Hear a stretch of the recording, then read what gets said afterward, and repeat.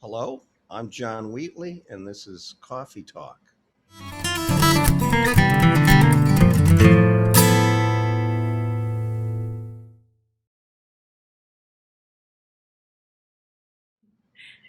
Hi everyone, I'm Kim Perlak. I'm the chair of the guitar department at Berkeley College of Music, and welcome to another Coffee Talk.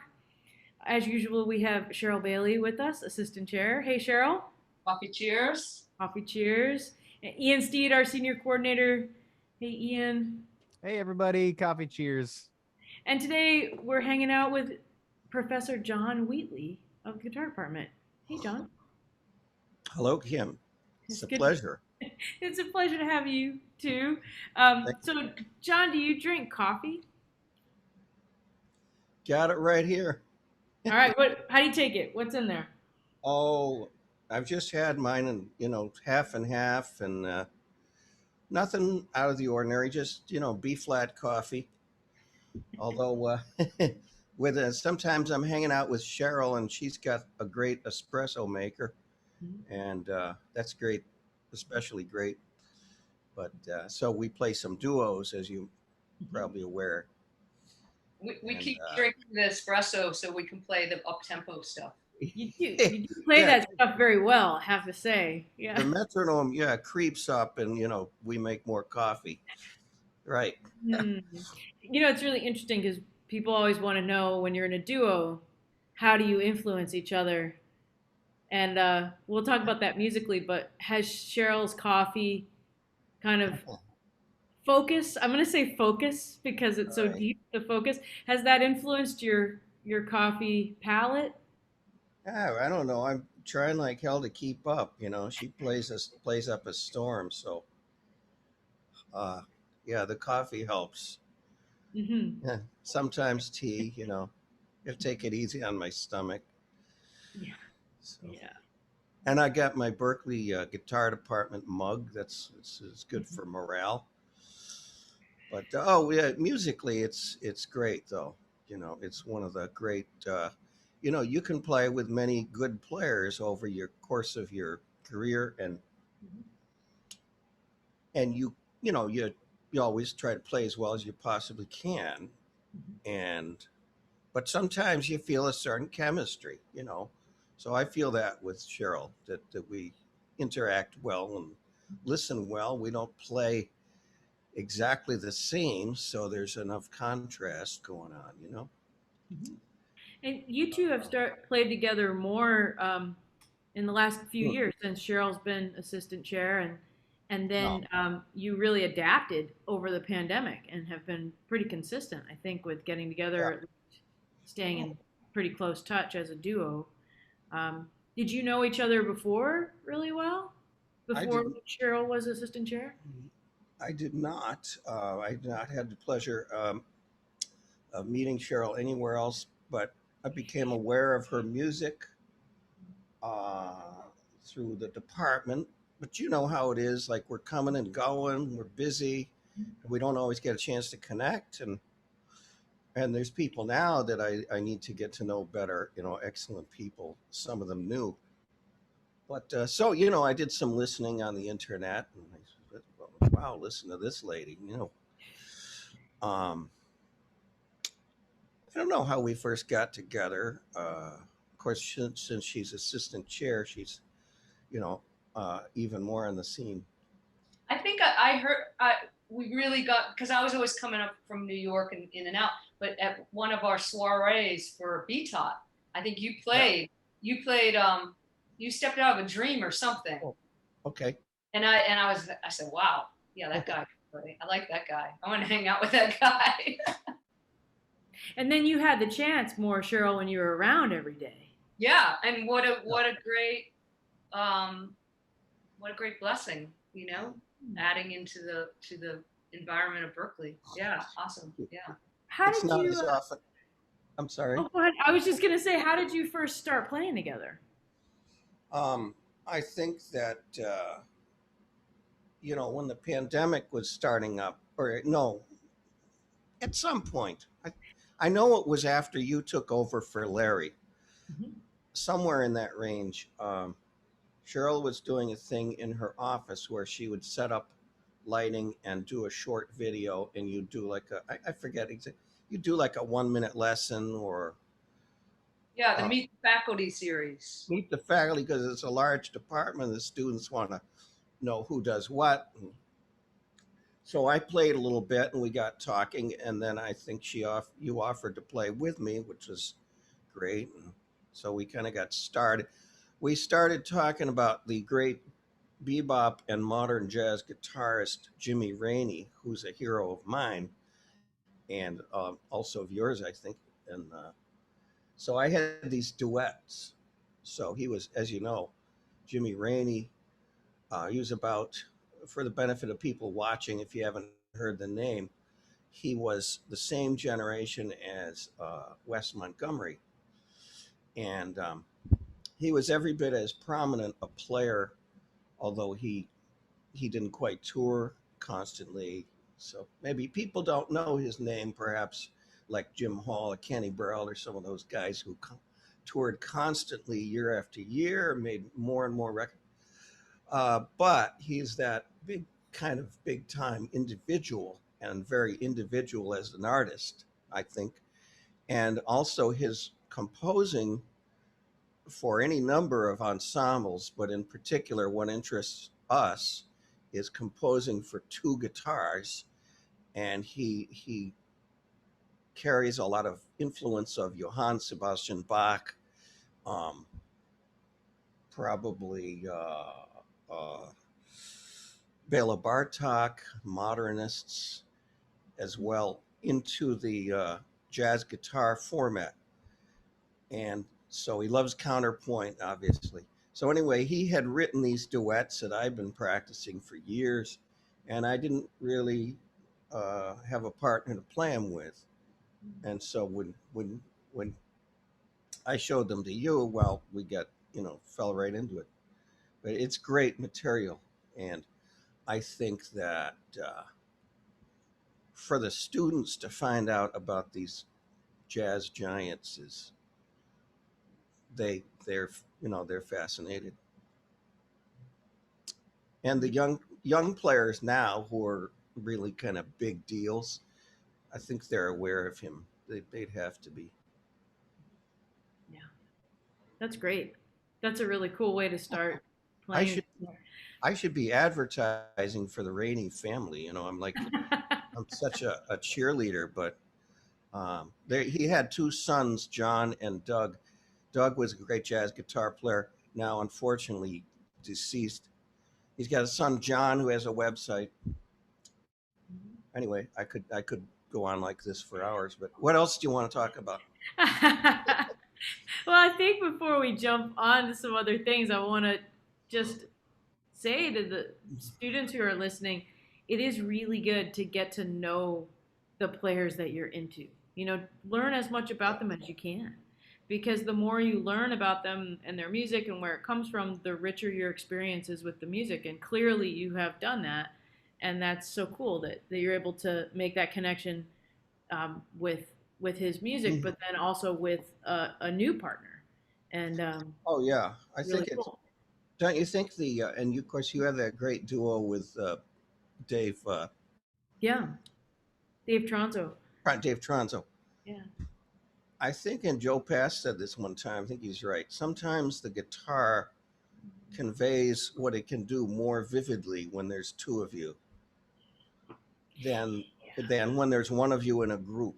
There's just something about it. It magnifies it, but I get that with you and Dave.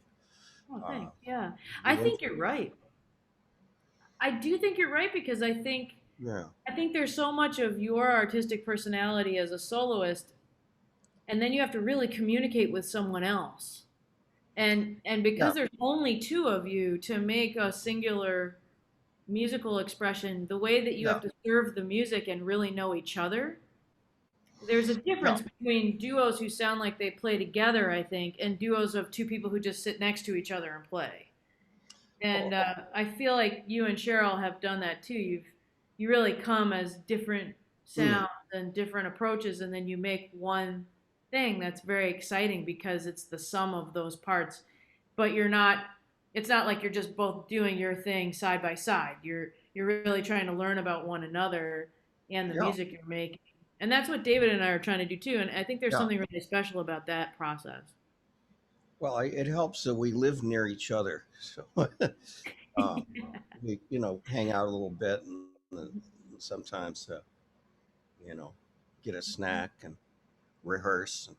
Mhm. Um, well, yes, absolutely. And what I'd love to see, I've seen it over the years, but even more in the future, is more guitar duos among the students in performance. And you can, of course, with only two of you, there's less to worry about in a way. You don't. It's just maybe less of a balancing act because you don't have to worry if the bass player is going to change the chord because he says no, it's not a G minor six. It's a it's an F sharp seven altered. I'm the boss. But with only one other partner, it's very comfortable, and it can, at the same time, I think it can go unexpected places. But Cheryl has things in her playing that she plays that I would never think of. See, so and it might be, and it might be Because you're true. much smarter than me. I doubt that very much. Um, but it might be true for you too. But we've got many of the same influences, but it comes out. Rainey talks about this a lot.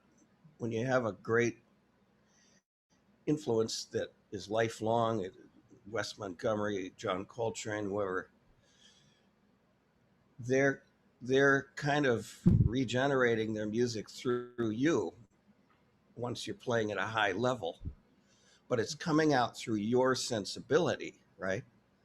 It's coming like I'm hearing, oh, hey, Pat Martino just walked in, but it's not Pat, it's Cheryl. She loves that music and it's coming out the way you know, so that's quite complex and subtle, Mhm.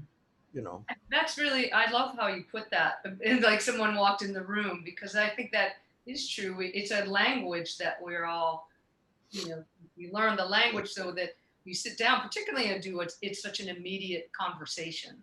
I think that's the thing that's Yeah. so appealing about also the volume. You have such a big range of volume and dynamics. And like Kim, you and David also too, you have the acoustic guitar and the electric guitar, those different Yeah. places of sounds that you do. But I think the number one thing, John, that I always talk to you about, and maybe you could share your thoughts about how you developed it and maybe some advice for students, is your, I think the other thing is the way you feel time together. That to me is sort of the foundation of where the trust is. Yeah. So the groove, so I'm talking about one level time and also feel, right? So you swing so hard, like to me you're really a master of that rhythm guitar, that it's so swinging, and it's never in the way, it's always the right thing. It's so swinging that I can say for myself, when I'm soloing and you're playing rhythm guitar, I don't notice you. Uh-huh. I feel you there all the time, but Uh-huh. there's nothing, you're always in support of the music. And you've when we've talked about this many times, you often talk about all the work you've done with singers, and that Hmm. you're really there to serve the melody and serve, in this case, if it's another guitarist, that's the Hmm. singer. So anyway, I'd love to know who were your influences on that, and how Hmm. you developed that, and how you can maybe share some thoughts for people that are working on deepening it, because that to me, you're a bad dude on that. Cheryl, thanks for saying that exactly the way I wrote it, first of all. uh, I hear all this praise, like, my mind wandered, like, okay, who's she talking about? uh, no, you're right. You're right. I am very dedicated to accompaniment, and I think it's a great art. And I had some good breaks because I learned from. I got to play a little with Dave McKenna, the great pianist, and he was known, of course, for solo playing. And anytime, of course, if you're a good solo player on guitar or piano, then you're probably a good accompanist, right? Because basically it's strength, right? It's the strength of being able to play these tunes, get all the good chords in, and as you say, keep it swinging, keep the time rock solid. And so I think piano players were models for me. Some of them I knew and played with, like Dave McKenna and the great Ray Santisi, our own Berkeley's Ray Santisi, who was a giant, of course. And Diana Krall, I played with some, although she wasn't a teacher. She was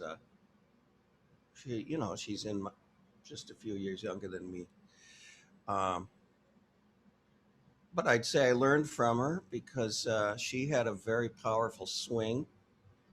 And this was not, by the way, the Diana Krall you know, of playing for 5 or 30,000 people. This was the Boston Harbor Hotel, very low key gig years ago. Me, Diana, and Whit Brown, a great bass player who just recently retired.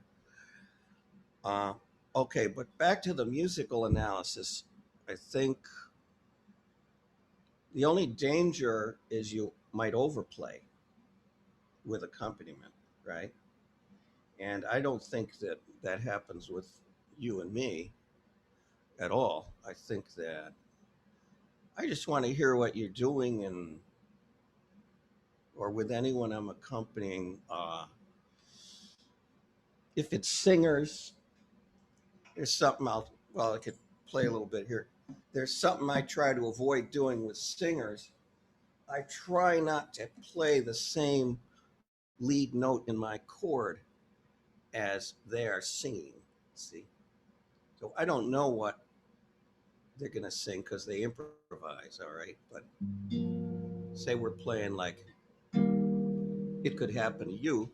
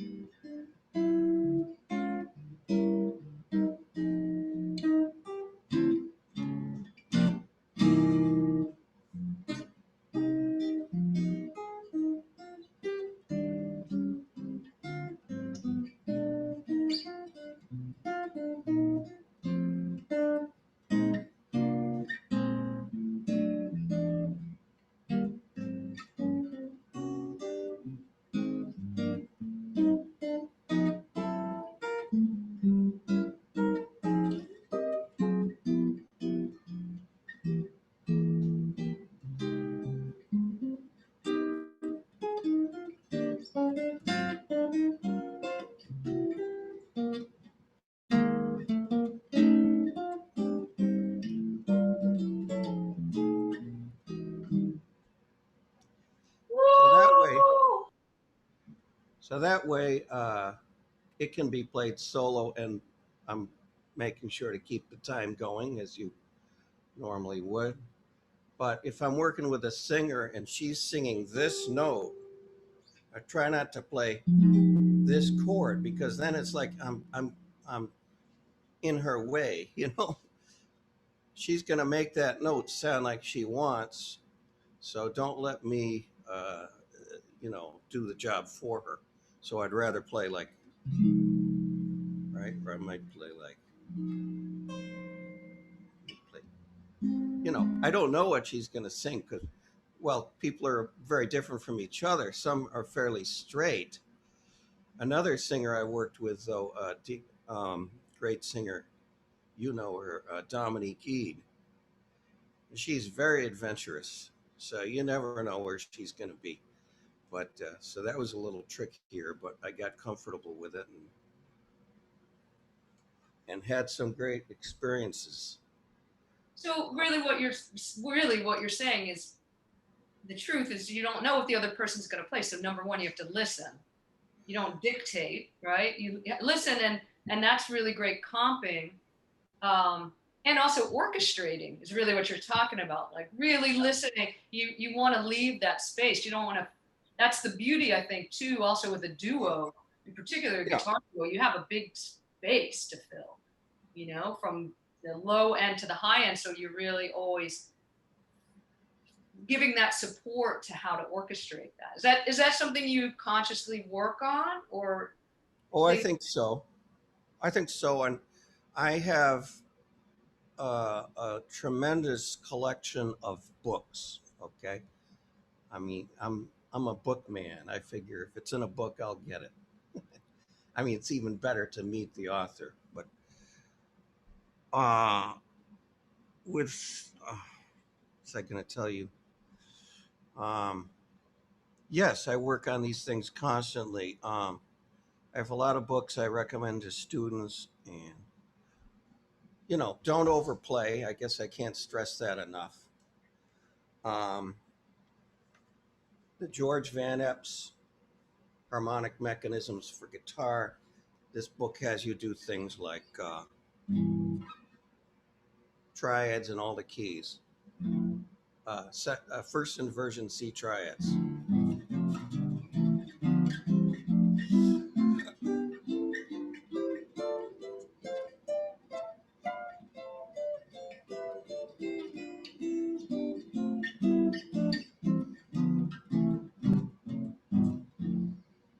Then all the keys, and he works you to death, right? But it's all great.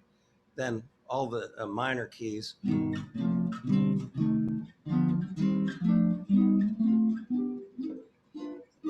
Etc. Then fast forward to the middle of the book, he's got stuff like the super and sub series. So when I wrote my book for Jonathan Feist and Hal Leonard at Berkeley Press, I put in one thing in there that I derived from the George Van Epps harmonic mechanisms, with the hope that people would learn it and hope that also they would get his book, be motivated to get his book. So you take, here's your triad, right? This is, and you take the top and the bottom note of the triad and you move them one step in either direction. So in this case, upward. So the E minor triad becomes not, but rather, and then goes back down.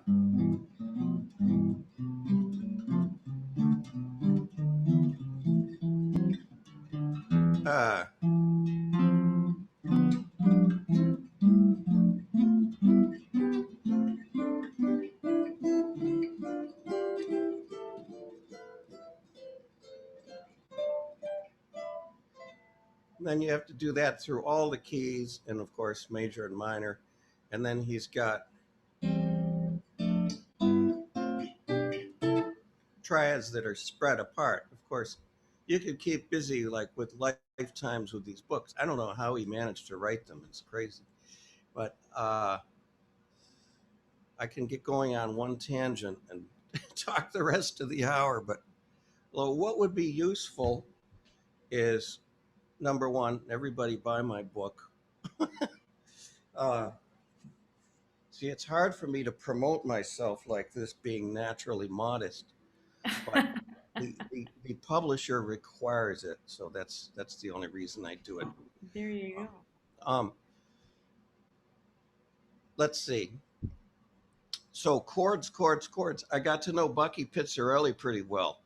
Sadly, he died from COVID, but happily, he had a great, productive, long career. He was like 94 when he passed away. He was also, that rhythm guitar was unbeatable. Oh, it was unbelievable. And he was such a star, that he didn't need to talk about his accomplishments. But I would talk to him about records that, oh, there's my phone. I'm going to turn off the ringer. I would talk to him about records I loved and say, yeah, do you know about this record? It turned out he was on it, playing rhythm uh, Ray Charles records, all kinds of Wes Montgomery things where he played rhythm guitar, and he knew everybody, but he tried to help people like me who were lesser known and try to give us exposure. And I did make a recording with him with the great Ruby Braff, uh, cornet player of note, and Howard Alden was on that too, three guitars. Anyway, Bucky, let me just tell you briefly about the seven string guitar because I don't have it with me now, but I still do that. And it's been a great adventure. I was afraid of it. And Bucky said, just get one, man. It's easy. And he gave me his guitar. He said, do this, do this. He didn't talk much. He'd reach over and he'd push your fingers here, here. You know, that's how he showed you stuff. But, and so I have had a lot of fun with that. And Larry Bayonne was very supportive. And he let me do a lab with seven string jazz players. And I thought maybe this is going to take off. You know, pretty soon I'm going to be on the 6 o'clock news. You know, John Wheatley, seven string guitar at Berkeley. Didn't quite take off that much. But if anyone out there wants to play seven string guitar, that's my thing. And there are a few from time to time. And that's wonderful also. It's great with this when you're with the singer. Oh, okay. So let me try and tie this whole thing together, okay? Mm-hmm. George Van Epps, the essence of what he does is to tell you that these notes in the chords are not just notes in a chord, they are melodies. They have a past, present, and a future. So that you're not just playing a bunch of chords, they are lines. Of course, this would be something we would have learned in arranging department at Berkeley, right? And I think students who are watching this, if I can nudge you a little bit, if you don't just play together as a guitar duo, but write things, sit down and write. Do you think so, Kim? Or write arrangements for you to play together. Take full advantage of the setting. Absolutely. Okay, and you get more out of like, well, that's something you and Dave are excel at. But okay, so applying George Van Epps to this song I played a minute ago, uh, it could happen to you. You might get stuff like this instead of just the chord. Now I'm not going to do swing. I'm going to do rubato because I want to have time to play around.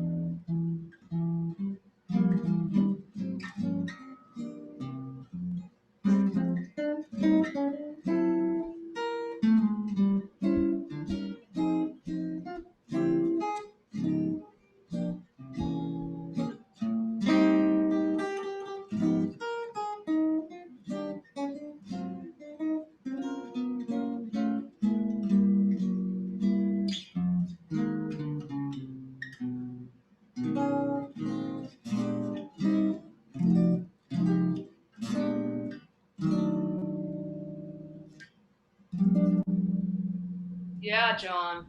Yeah. There's where I'd play the low E flat on the seventh string guitar. Ah, that's beautiful. Yeah, it's all those from the Van Epps and also Howard Alden was very generous with me one time and showed me some of those things where what you're saying is that any note in that chord is a place for a melody to develop. instead of just thinking about it's a clump that you grab under your hand.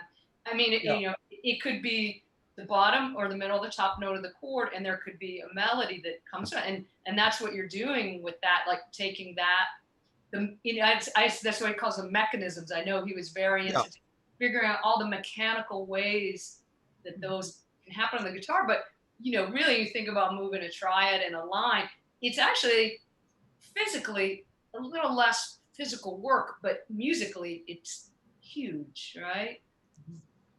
That's beautiful. Yeah. I think so. I mean, that's such a classical musician way of thinking of things too, that everything is counterpoint, everything is linear, everything is harmonizing itself. There's harmony inherent in the melody. It's how you choose to bring that out, and it's beautiful. There's so many things that you said in this short time so far that I think are so important, that you've really gone through the different layers of really learning things and working on them. Mm-hmm. And you've hit on some things that I think people don't think about enough, or maybe are afraid to think about. One is rhythm is so important. And really having that foundation in your playing is a foundation for all of your musicianship, whether you're playing rhythm guitar at that moment. Like, even when you think of melody and when you think of counterpoint, you have this underpinning of a rhythmic sensibility, I think, that you've developed over time.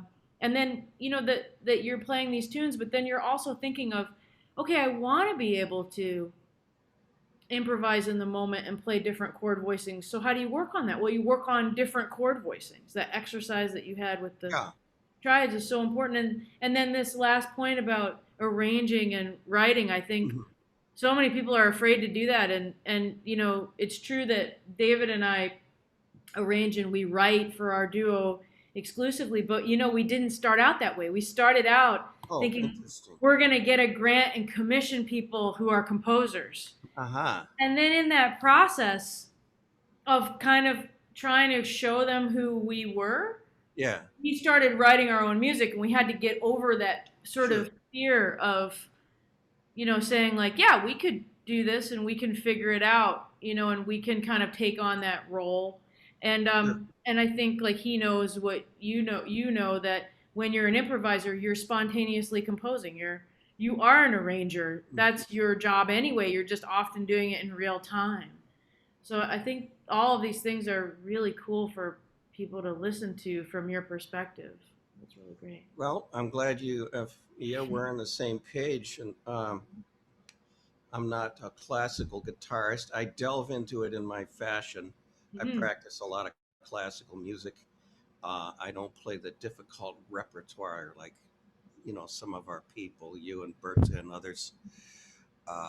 But you can still get a lot from it that informs your jazz playing, I think.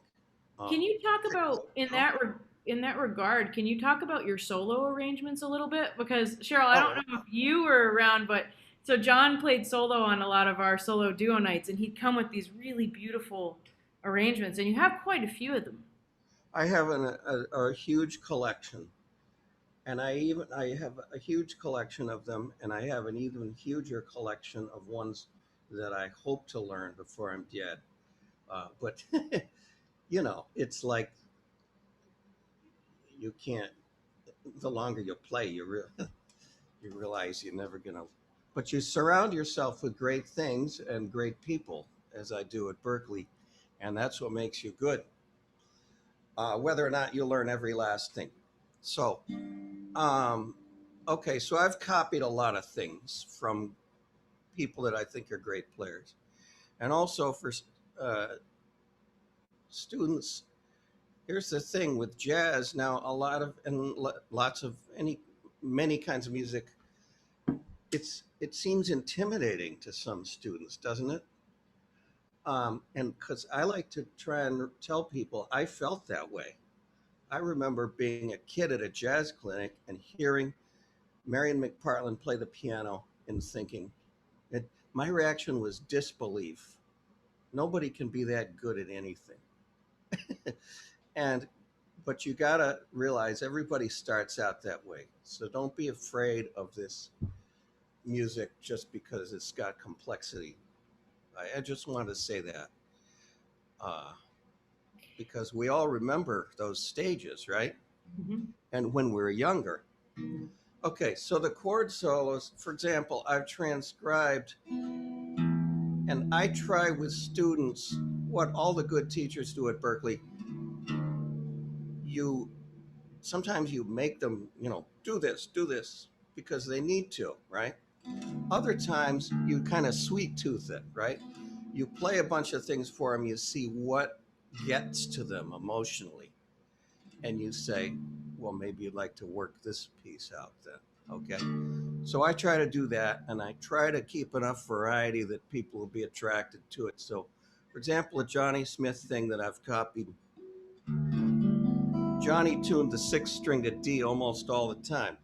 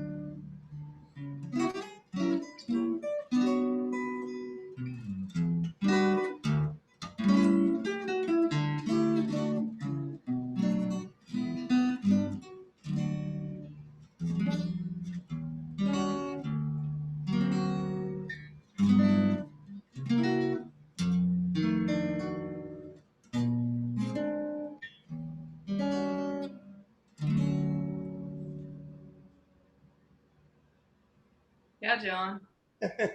Nice. That's a lot of music to memorize. Do you have a tip for your students to memorize music? Because you have so many things memorized. Mhm. Yeah, and tune, and as well as standard tunes. I once knew almost 1,000 standard tunes. Oh. Years ago, I practiced them one after the other. I was inspired by Dave McKenna and other great piano players. So, how do you keep yourself in shape? I'm a little older now, so what I do to keep myself in shape is this. I have a regimen these days. I forget one tune a week, and this way I'm able to. That's where we Uh, need to cue the rim shot. um, well, I don't know. Cheryl, you're a practice hound, so I just keep at it, right? You just keep at it, and things sink in. Of course, when you transcribe, and I tell this to students, most of them probably are aware already. When you write something down, it goes into your memory in a different way, more vividly than when you just repeat it. See? That's true with language too. If you, for example, if you want to remember someone's phone number, write it down 10 times. you'll remember it quicker than if you just sit there and try to memorize it. So transcribing, obviously, that piece, I love reading, so I copy that down note for note on paper. Also, because I'm practically speaking, I realize I'm gonna forget some of these things, and years later, I want to have the library. But transcribing is great for memory, and we all have a great untapped, or maybe we all have a great ability to remember things. We're just finding out now, science is just finding out that the mind is capable of always more than we thought, you know. And so writing things down and memorize tunes, you know, in little 4-bar pieces or sing them. Do you have I left anything out about training the memory? No, I think that's great. I mean, do you ever visualize anything? Do you ever like just play it without the guitar? Because that was something Oh, we used sure. to do in classical school. Well, I think so. I think there's a tipping point where if you practice a lot and listen a lot, Mhm. then you end up, something kicks in. So you're actually almost practicing 24 hours a day. You could be waiting for a bus and you're thinking of a tune. And next time you play it differently, not because of the practice, but because of the thinking Yeah, that's I think taking that's right. place in the meantime. I just try to always come back. I've heard that your memory functions better if you were to practice. Say you're going to practice an hour and a half today. It's a Mhm. busy day. You'd like to practice even more, but whatever. Your memory is reinforced more if you practice a half an hour 3 different times during the day than if you do 1 hour and a half solid. Mhm. Have you heard that? Yeah, I have. I've heard There's that. pretty much a consensus on that. So, Yeah. I've never heard it, but often I've thought about it. If the more senses that you involve in the experiences, the better. So sometimes, I mean, probably everyone here's had this happen. Maybe in your practice room, you think, "Oh, I know this tune," and then you don't get a chance to play it in another setting or at a concert or a gig. Because I think then that is the next experience. I mean, like I practice it and then I go to the club and I remember, you know, the sound or the lighting in the club or something. You know, there's all these different elements. Or again, writing it down is another sense of it. So I think is for me, I think if I can involve as many senses as I can in it, that learning process, it sticks better. is it more vivid? I think so. I mean, at least for me, I think that's kind of it gives you that experience to attach that it to. You know what I mean? Like, oh yeah, I remember that. Okay. It gives you just another layer in to embed it, I think.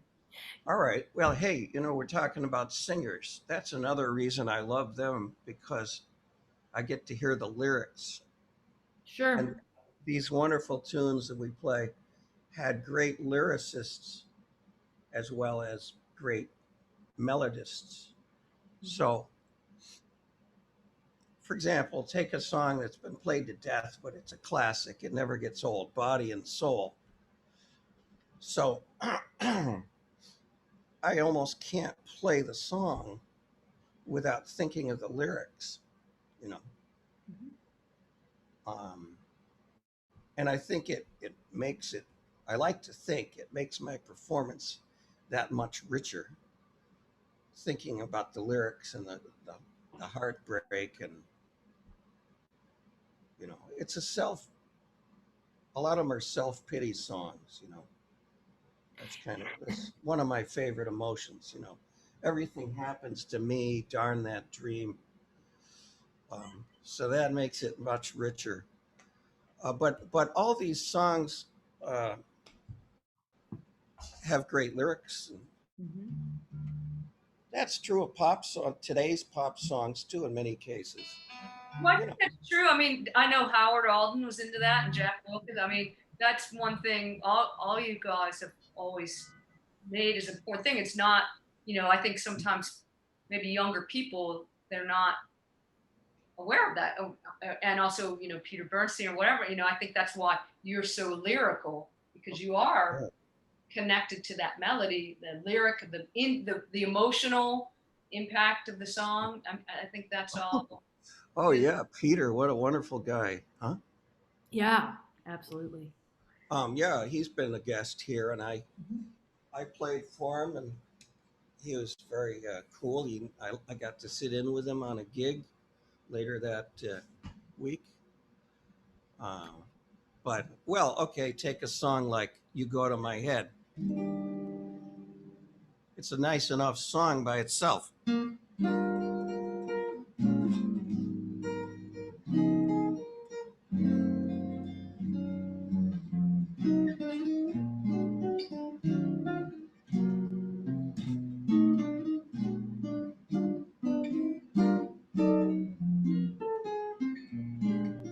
And then the words, "You go to my head like a sip of sparkling burgundy brew." I mean, that's really That's special, you beautiful. know. Well, I think that you all think of it too, like how the text is being painted by the song, and Yeah, that's just such a beautiful thing. And then if you want to repaint that, reharmonize it, you have that in well, your mind. That's your starting point. That's what you're painting. And I yes, think I also love that.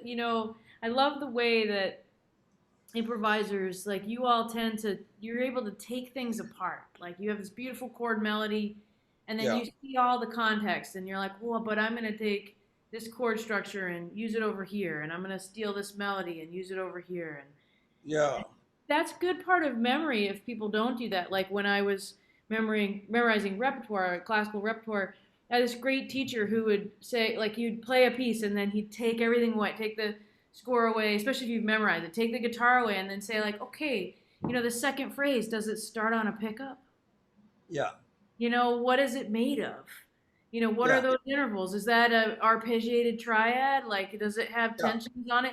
And you realize, like, sometimes what you overlook, like sometimes what you focus on determines what you miss, right? So you're focused on sure, playing this complicated solo arrangement, but have you missed all the parts that sure. make it what it is? I think that's beautiful that you're thinking about that all the time.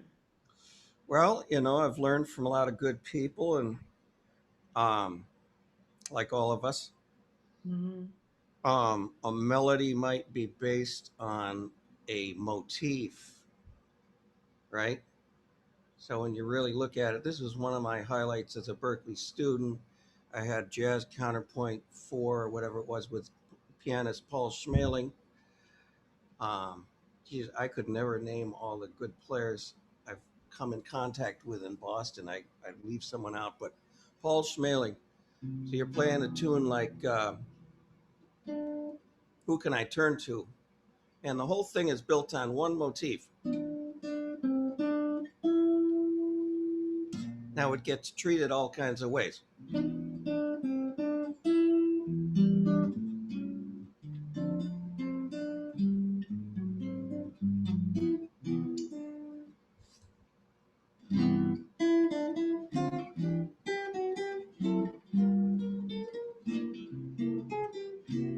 Different registers.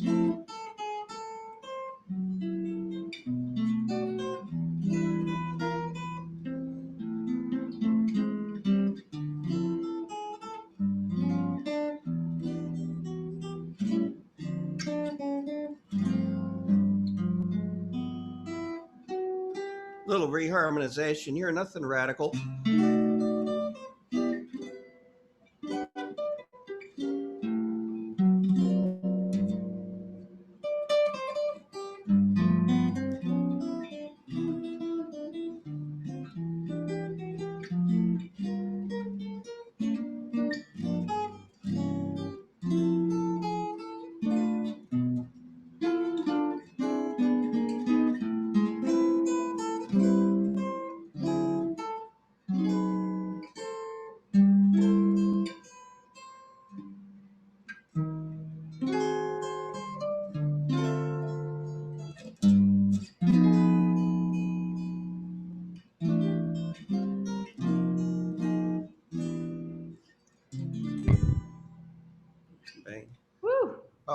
Yeah, and the thumb. You have the thumb Yeah. over. Yeah, like nothing. Yeah, he's got those bass notes with his left-handed thumb if you're listening instead of watching. That's great. Uh, Hey, Ian, what about you? What's on your mind, and what are you thinking about? Yeah. So, well, first of all, I really am loving all this that you're talking about, especially getting like inside these tunes and mhm. understanding what's going on, and to like connect it to some of the things that Cheryl was talking about earlier about just like grabbing a chord. Because I mean, obviously, your chord vocabulary is just so extensive that Yeah, well, Bill I Levitt. There's another yeah. name. Bill Levitt helped all of us, all the players in my generation. Mike Stern, Bill Frisell, whatever kind of way that they play. Oh, so I'm sorry. Go Yeah, I ahead. mean, no, totally. I mean, I feel like the ability, like having gone through like all the proficiency materials and like really trying to get inside these tunes, that like you Yeah, start making the way you were talking about, like each note in a chord is, on its way somewhere, right? There's like the voice leading that makes every note in a chord a line basically, that like, especially when you're playing with Cheryl or in any other duo setting, that like instead of grabbing a chord, you're like making an artistic decision to play certain notes at the same time, right? one hopes. But that's really cool. But there's actually a question that we ask everybody on this podcast, and I hope it's not too out of left field here, but what's something that students should be thinking about that they might not be aware of, or a question that they should be asking their teachers that they might not think to ask? Well, uh, they ask a lot of great questions already, of course, but things get overlooked. I think in guitar, sometimes we get a little mechanical, and because it's kind of a mechanical instrument, but we all like the wind players, right? The saxophonists, the trombonists, the trumpet, and in their world, they have to be able to play in an ensemble and blend. So I would say, with the students, when you get a teacher that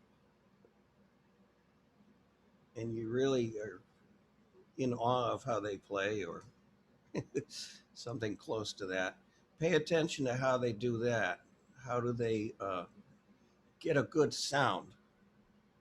So, in the kind of music we've been talking about today, uh, to me, getting a good basic sound down the instrument is very important. That's kind of like where you start, you know. So maybe people could pay even more attention to that and use their teachers to help with that. You know, obviously, equipment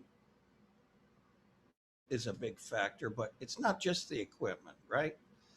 It's the person playing. Like Cheryl and I could trade guitars, and you'd still know which one's playing the solo.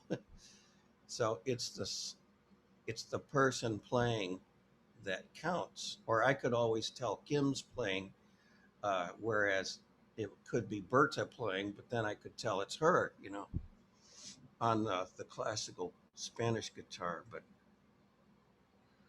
Yeah, there's actually a funny. This is like maybe not entirely related because it's a little outside the guitar, but the great bluegrass guitar player Tony Rice once talked about the way J.D. Crowe, this banjo player, his just full sound, and that they'd be at yeah, these festivals, and he would, the guy was like totally not shy about his instrument. He just like put it in somebody's hand and be like, "Hey, you give it a shot," and somebody else would be playing, one of the top bluegrass banjo players of his time. They'd be playing his banjo, and he'd like sit there listening to them and think like, God, this guy just, it does not sound like that huge full like thing that you would imagine from this banjo. Like it sounds like a toy in somebody else's hand. And I think okay, that the lesson isn't that, so and so is good and so is bad, but like really it is in the hands, right? And how you approach the instrument. The lesson you mean is that we're all individuals.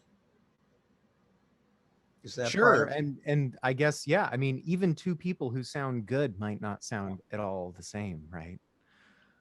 Yeah. Now, I don't know much at all about bluegrass banjo. I appreciate it. I do play traditional jazz banjo, very, very old music and trad groups. Uh, well, here's an example. Like when I was younger, I was at my garage bands, and I one of the guys I really liked was Mike Bloomfield, the blues guitarist. I was trying hard to be like him. The blues guys, that you hear the same licks over and over and over again, right? But they sound, when a master like this does it, it just sounds powerful, right? It's the feeling in it, you know. So I think that, to circle back to your question, what should students be looking for from teachers? Pay attention to the sounds that people get, not just the theory or that was this cool substitute chord, you know, not just the things that you can systematize, but what's your emotional response to hearing this person play? You know, when you hear Jim Kelly, when you hear Mike Williams, they they have a sound that's good right away. So I think the horn players are very keyed into that, especially when they trained in the big bands because you had to blend. But we can pay even more attention to it. Um, John, there's a question we usually ask people in the beginning, but I thought I might ask you here as we're coming towards the end of the hour. Um, do you remember something about your first days at Berkeley? And like, is there something specific that kind of, I don't know, maybe strikes you still or has carried through in some way that you still feel that way or you still notice that kind of thing? Or I don't know, you can kind of take that question however you want to, but I'm just curious about that. Well, I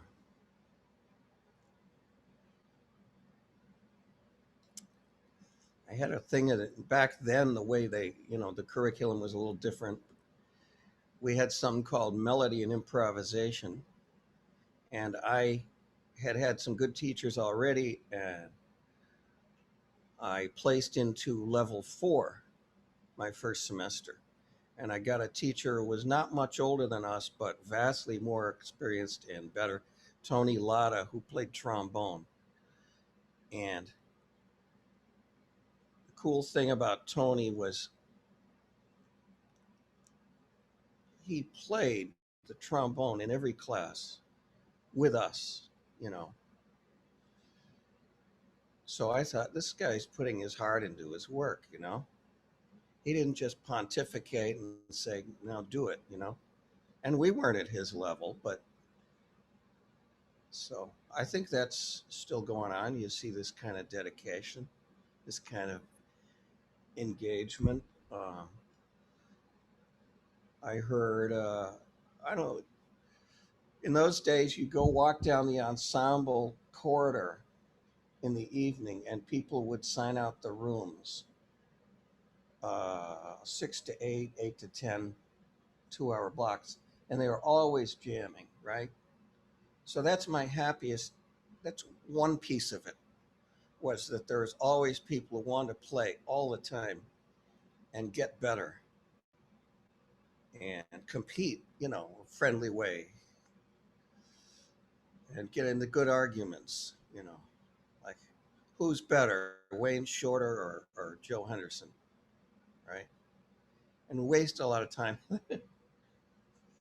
Like Branford Marsalis says, I don't know which one of them was better, but either one of them is way better than any of us. So stop arguing and start woodshedding, right? I don't know. It was a great experience. That's great. Yeah, that's really cool. And That's it's great. been really nice to talk to you all today. And I think it's great what you're doing. I hope people watch these things a lot and get to know the faculty, all the different styles that are done. Yeah, it's incredible to hear all the differences and then all the similarities and so many threads, you know. And I Yeah. think it's fun for all of us, I think, to listen to them and learn something about our friends that we see or sometimes just pass in the hallways, you know. Oh, yes. We're on different days sometimes. And I think we're fortunate. Hey, if I can grab something to show you before we get done. that sounds great. That sounds great. And while John is grabbing that, Cheryl, is there something that stuck out to you in this hour in particular? Well, I mean, there's so many things I know that I would ask John, about all those little musical shapes and triads and stuff. But I really, I love the stuff you were talking about, about the player and the feeling behind that, and also, sharing stuff about the triads, really, because that's so for everybody, all Oh, styles. you For go all types crazy of with that triads. book. Yeah. Yeah, I think like if you're listening to this on the podcast version, you can head over to YouTube and take a look. And when he demonstrated some of those triad exercises, you can check them out. And we're also trying to get our website together with more exercises, so maybe we'll have to mark that one down as one to stick up there. I got the thing I wanted to show you. It's we're talking about tone, and it's very important to have the correct amplifier. So here it is. Is that a spam can made It's into the spamp. Here, and there's the input, and you use this with your headphones. And Oh my gosh, it says, wait a minute, it says grilled or chilled. Or yes, fried. Oh, it's can called the adjust spamp. The spam amp.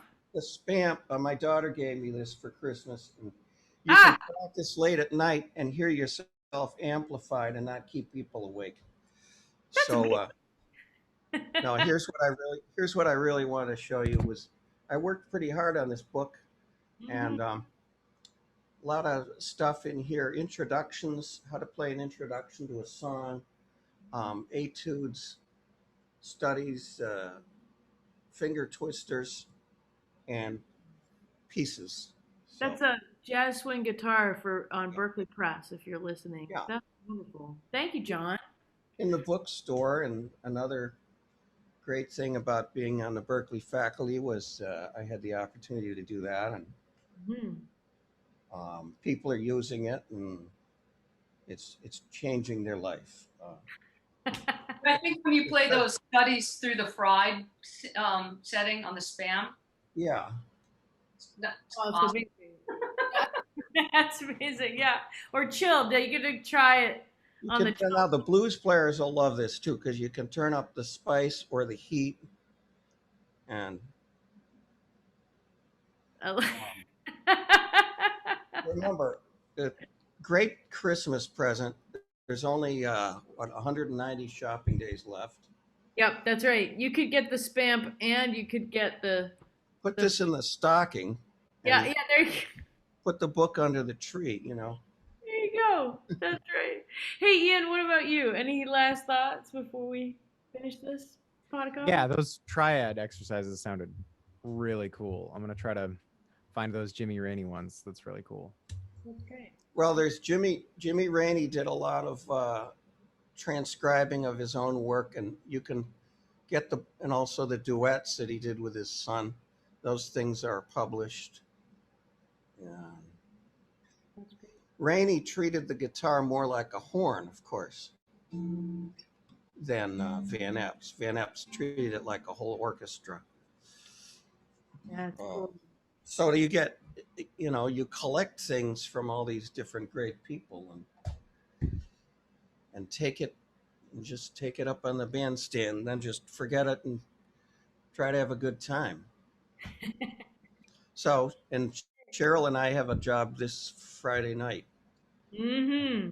I hope that we get lots of people there listening, and then maybe they'll make it a regular thing. Yeah, and hopefully it'll be the first of many, many, many more. Yeah, congratulations at getting back out live together. I had 3 dates booked for Cheryl and me in rhythm section before COVID hit and they were all canceled. Yeah. So, Right. Well, you're back now. I think that's fantastic. And this was well, kind of like the perfect rainy day coffee hang, John. It's a rainy day here. It'll probably still be a rainy day by the time this comes out live, on our podcast. It's been raining for a week, so it's good to have a lot of stuff to think about and a lot of stuff to practice. there may actually be a Jim Hall composition called Rainy Day, like Mm. Raney, Jimmy Rainey. That's They good. Yeah, were Jimmy rainy day. That's a perfect one for today. they were mutual admirers. Mm. Yeah. Well, Well, thanks for having me as a guest. Is thank it you, is John. is it my job to say good night, or is No, someone else going to do that? I'm gonna do that. I'll take on that official responsibility. You've taken on a lot for us today, so thank you, John. Thanks Well, for hanging with us today. Thank you, Cheryl, as usual, and thank you, Ian. Cheers to you. Coffee cheers, John, and coffee cheers, everyone. And we'll be with you next time on the next Coffee Talk.